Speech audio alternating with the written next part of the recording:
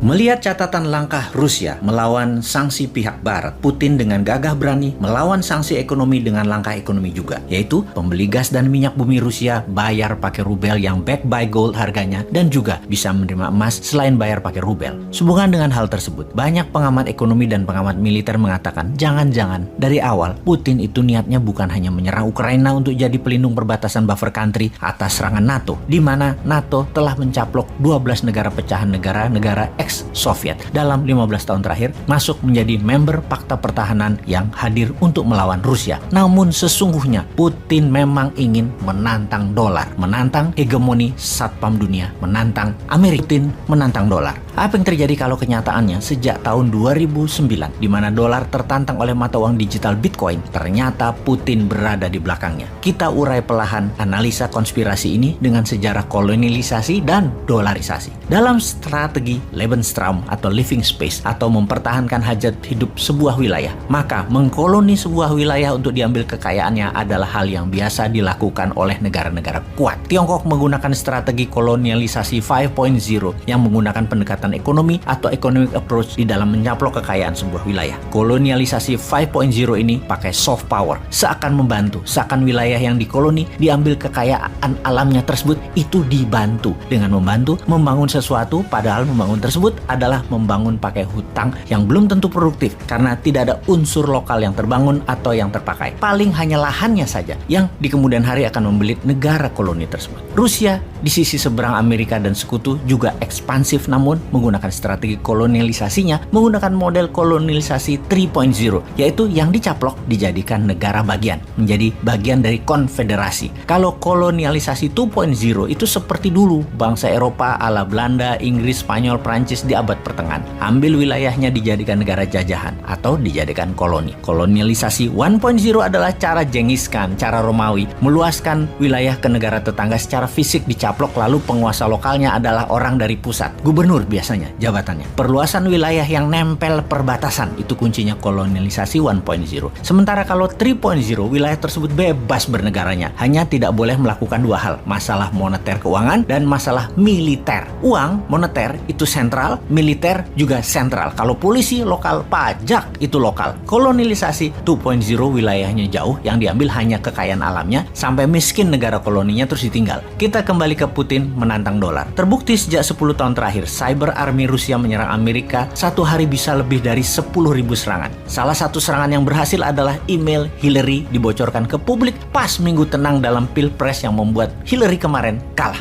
Dalam serangan cyber, bisa diperkirakan Pilpres Amerika 2024 nanti Trump pasti akan dibantu Putin karena Trump akan mengambilkan dolar backed by gold dan membuat Federal Reserve di bawah Kementerian Keuangan. Dan hal ini memang sama, yaitu cara kelolaan MMT, Modern Monetary Theory yang dianut Newman, rupiah backed by gold dan Bank Indonesia akan di bawah Kementerian Keuangan jadi Dirjen Moneter. Sama prinsipnya. Dalam hal cyber army Rusia, kecanggihan Rusia di dalam teknologi memang diacungi jempol. Cyber army-nya the best. Kalau Amerika kuat di militer secara fisik, Tiongkok unggul di produksi barang kebutuhan, Rusia adalah unggul di teknologi digital. Rusia dan Tiongkok berkali-kali menyatakan pembayaran produk negaranya lebih prefer menggunakan rubel bagi Rusia dan yuan bagi Tiongkok. Ini adalah bentuk perlawanan. Negara yang kalah pengaruh pasti takluk. Beli barang Tiongkok pakai yuan, atau negara Eropa beli gas Rusia saat ini pakai rubel. Sungguh, kalau dalam pemikiran para free thinker, dolar dicetak tanpa ada jaminan adalah penghinaan bagi negara lain yang berdaulat. Sangat mengherankan ada pejabat sebuah negara membela mati-matian dolar yang bukan mata uang negaranya, devisanya tercatat banyak disimpan dalam dolar, membangun pakai pinjaman dolar. Sungguh,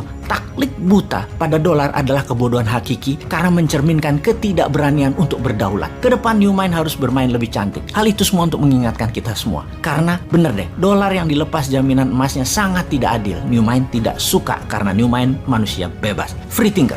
Kita menelaah senjata tekan berikutnya, yaitu Bitcoin. Bitcoin yang di awalnya diterbitkan sejumlah 21 juta Bitcoin, hingga saat ini sudah beredar sekitar 18,9 juta Bitcoin yang berhasil ditambang atau yang ada di dunia. Adapun Satoshi mewakili 1/1 juta Bitcoin. Satoshi adalah unit terkecil dari Bitcoin cryptocurrency. Ini dinamai oleh Satoshi Nakamoto, pendiri protokol yang digunakan dalam blockchain dan cryptocurrency-nya Bitcoin. Sebentar, Sebentar, kita berhenti sebentar. Kita bertanya, who is Satoshi Nakamoto? Jawabannya, ternyata tidak ada manusia realnya. Ini ciptaan rekaan semata di mana untuk menjaga kerahasiaan dan jumlah Bitcoin yang beredar selalu tetap, maka kunci mother chain, blockchain-nya BTC atau Bitcoin dibuang, hilang. Jadi holy grail-nya cryptocurrency. Lalu kita teliti secara seksama, ternyata 70% transaksi awal-awal pembelian Bitcoin adalah akun-akun dari Rusia. Jangan-jangan memang mainannya Rusia. Nama Jepang-Jepangan ini hanya kamuflase. Sejarah Bitcoin sebagai alat tukar atau alat bayar, itu pertama kali dipakai untuk membeli 2 loyang pizza. Kurang lebih nilainya pizza tersebut adalah $8. Dibayar dengan 10.000 Bitcoin. Bayangkan, pada 3 Januari 2009 Bitcoin diluncurkan kepada publik dengan harga 0,0008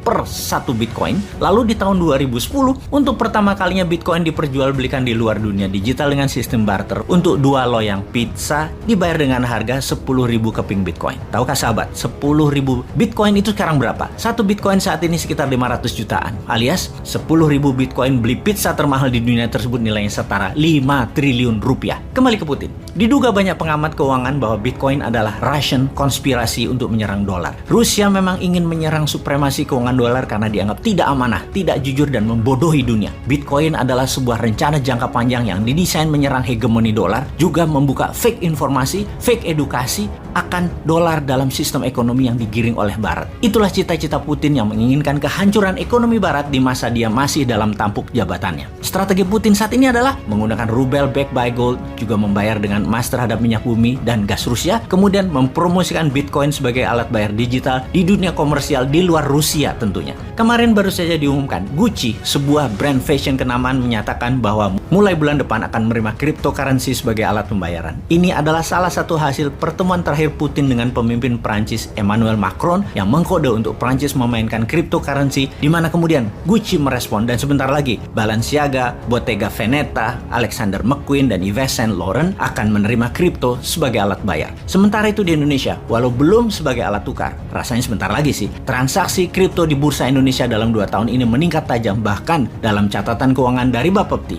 per hari transaksi di bursa kripto di Indonesia nilainya per hari 2,8 triliun rupiah. Dibanding dengan Bursa Efek Indonesia yang berdiri lebih dari 30 tahun, transaksi per hari rata-rata hanya 9 triliun rupiah. Kita bandingkan dengan New York Stock Exchange, transaksi per harinya adalah 62 billion dolar atau 100 kali transaksi di Bursa Efek Indonesia. Kemudian, jika kita membandingkan dengan transaksi Binance, bursa cryptocurrency terbesar di dunia, transaksi di Binance mendekati angka 80 billion dolar per hari, di atas New York Stock Exchange yang berdiri sudah 100 tahun. Sebelum Binance, cryptocurrency mulai bertaring, apalagi ketika mulai dipakai sebagai alat bayar, akan lebih besar lagi volume dagang kripto ini. Kalau mengingat tentang sejarah uang seperti informasi video Bosman sebelum ini, maka cryptocurrency, NFT adalah tablet dan barter versi 2.0. Kembali ke topik. Serangan balik oleh Rusia dengan rubel backed by gold, transaksi emas, dan Bitcoin sebagai alat bayar komersial digital dunia, maka akan membuat dolar panas dingin. Pertanyaannya, Putin akan dikadafikankah? Atau akan diperang dunia ketiga kankah? Atau di-cancerkan? Kalau Indonesia,